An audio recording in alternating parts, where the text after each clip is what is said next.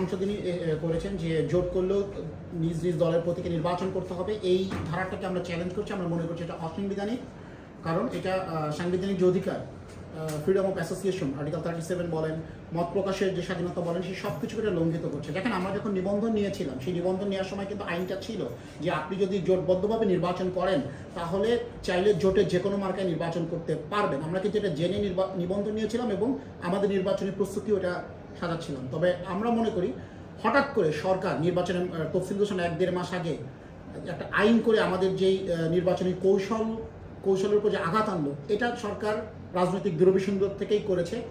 আমরা মনে করি যে জামায়াত ইসলাম, এনসিপি সহ কতিপয় কিছু রাজনৈতিক দল যারা ঐক্যমত কমিশনও নানাভাবে আমাদের উপর বাধা সৃষ্টি করছিল, তারা এখনও বিভিন্ন দাবিতে রাজপথে আসছে, কথিত আন্দোলন তারা করছে, তারা সরকারের উপর একটা আনডিউ প্রেশার ক্রিয়েট করে, সরকারের উপর একটা চাপ প্রয়োগ করে এ ধরনের একটা অধ্যাদেশ জারি করে নিয়েছে, যাতে আমাদের বিএনপি সহ আমরা যারা যুগপৎ সম্ভাবনা দল রয়েছে, জাতীয়তাবাদী শক্তির পক্ষে যে জোয়ার এখন রয়েছে সারা দেশে, এটাকে যাতে ঠেকানো যায়।